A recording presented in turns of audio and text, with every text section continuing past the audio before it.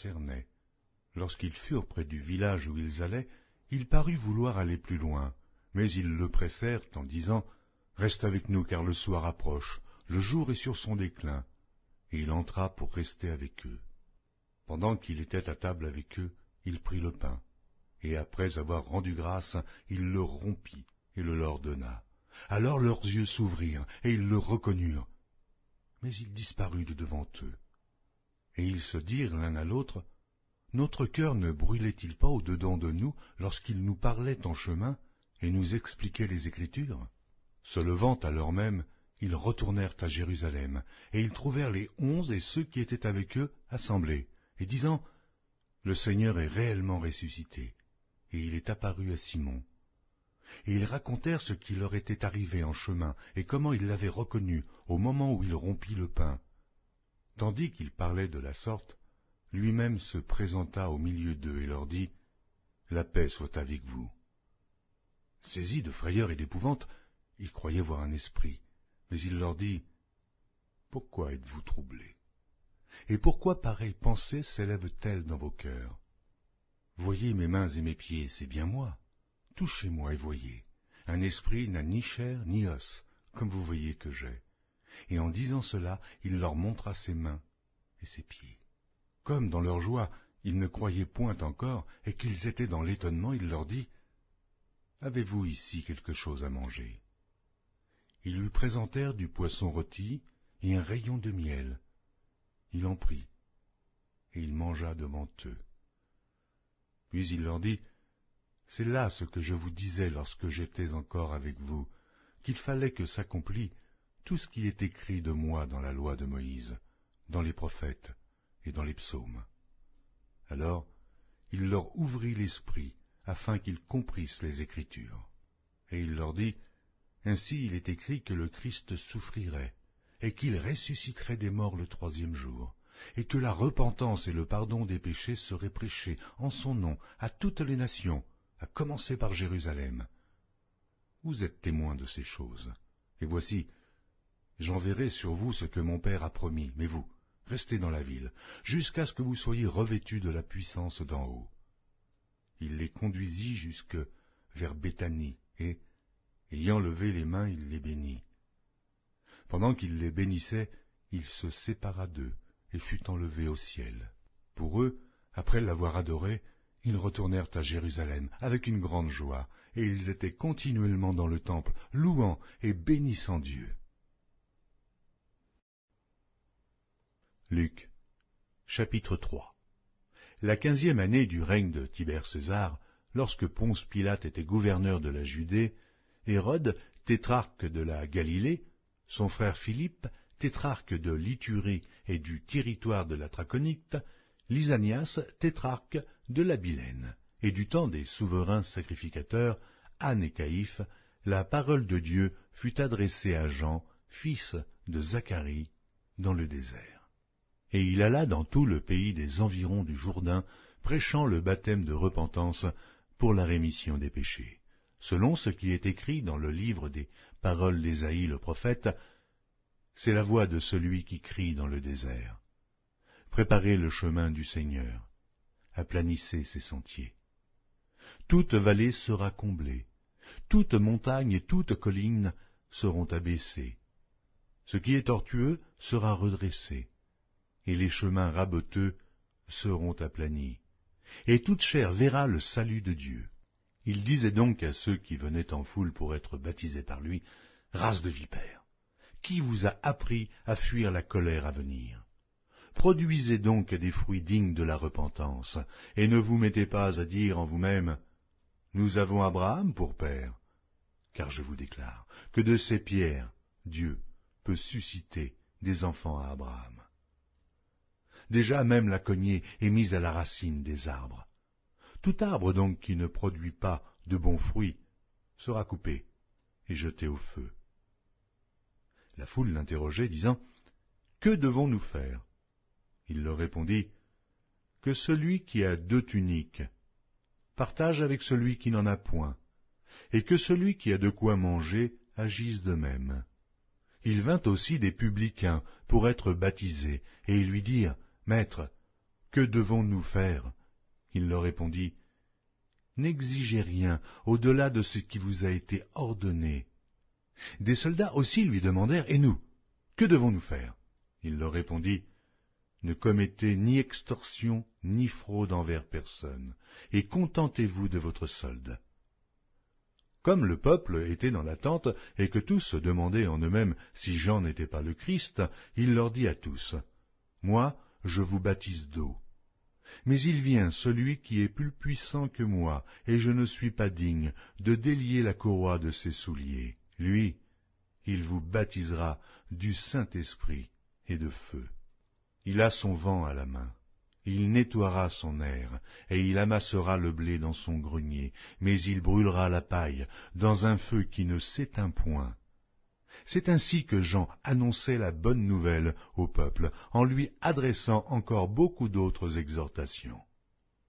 Mais Hérode le tétrarque, étant repris par Jean au sujet d'Hérodias, femme de son frère, et pour toutes les mauvaises actions qu'il avait commises, ajouta encore à toutes les autres celle d'enfermer Jean dans la prison. Tout le peuple se faisait baptiser, Jésus aussi fut baptisé, et pendant qu'il priait, le ciel s'ouvrit, et le Saint-Esprit descendit sur lui sous une forme corporelle, comme une colombe, et une voix fit entendre du ciel ces paroles, « Tu es mon Fils bien-aimé, en toi j'ai mis toute mon affection. » Jésus avait environ 30 ans lorsqu'il commença son ministère, étant, comme on le croyait, fils de Joseph, fils d'Élie, fils de Matha, fils de Lévi, fils de Melchi, fils de Janaï, fils de Joseph, fils de Mattathias, fils d'Amos, fils de Naaman, fils d'Esli, fils de Nagaï, fils de Maat, fils de Mattathias, fils de Sémaï, fils de Joseph, fils de Joda, fils de Johanan, fils de Réza, fils de Zorobabel, fils de Salatiel, fils de Néri, fils de Melchi, fils d'Adi, fils de Causan, fils d'Elmadam, fils d'Er, fils de Jésus, fils d'Éliézer, fils de Jorim, fils de Matha, fils de Lévi, fils du Siméon, fils de Juda, fils de Joseph, fils de Jonam, fils d'Eliakim, fils de Méléa, fils de Ména, fils de Matata, fils de Nathan, fils de David, fils d'Isaïe, fils de Jobed, fils de Boz, fils de Salmon, fils de Naasson, fils d'Amidabab, fils d'Admin, fils d'Arni, fils d'Hérombe, fils de Pharès, fils de Juda, fils de Jacob, fils d'Isaac,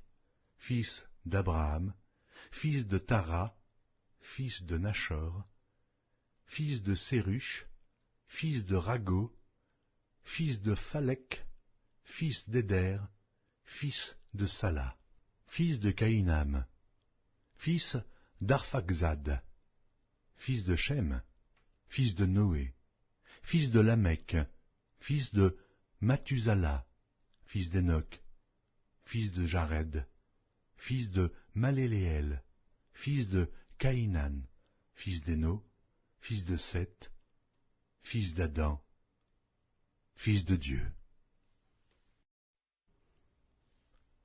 Luc, chapitre 4. Jésus, rempli du Saint-Esprit, revint du Jourdain, et il fut conduit par l'Esprit dans le désert, où il fut tenté par le diable pendant 40 jours. Il ne mangea rien durant ces jours-là, et, après qu'ils furent écoulés, il eut faim. Le diable lui dit, « Si tu es le Fils de Dieu, ordonne à cette pierre qu'elle devienne du pain. » Jésus lui répondit, « Il est écrit, l'homme ne vivra pas de pain seulement. » Le diable, l'ayant élevé, lui montra en un instant tous les royaumes de la terre, et lui dit, « Je te donnerai toute cette puissance et la gloire de ces royaumes, car elle m'a été donnée, et je la donne à qui je veux. Si donc tu te prosternes devant moi, elle sera toute à toi. » Jésus lui répondit, « Il est écrit, Tu adoreras le Seigneur, ton Dieu, et tu le serviras lui seul. » Le diable le conduisit encore à Jérusalem, le plaça sur le haut du temple et lui dit, « Si tu es le Fils de Dieu, jette-toi d'ici en bas, car il est écrit, il donnera des ordres à ses anges à son sujet, afin qu'ils te gardent, et ils te porteront sur les mains, de peur que ton pied ne heurte contre une pierre. » Jésus lui répondit, « Il est dit, tu ne tenteras point le Seigneur ton Dieu. » Après l'avoir tenté de toutes ses manières, le diable s'éloigna de lui, jusqu'à un moment favorable. Jésus, revêtu de la puissance de l'Esprit, retourna en Galilée, et sa renommée se répandit dans tout le pays d'alentour. Il enseignait dans les synagogues, et il était glorifié par tous. Il se rendit à Nazareth, où il avait été élevé, et, selon sa coutume, il entra dans la synagogue le jour du Shabbat. Il se leva pour faire la lecture, et on lui remit le livre du prophète Ésaïe. L'ayant déroulé, il trouva l'endroit où il était écrit « L'Esprit du Seigneur est sur moi, parce qu'il m'a oint pour annoncer une bonne nouvelle aux pauvres. Il m'a envoyé pour guérir ceux qui ont le cœur brisé, pour proclamer aux captifs la délivrance et aux aveugles le recouvrement de la vue, pour renvoyer libres les opprimés, pour publier une année de grâce du Seigneur. » Ensuite, il roula le livre, le remit au serviteur et s'assit. Tous ceux qui se trouvaient dans la synagogue avaient les regards fixés sur lui.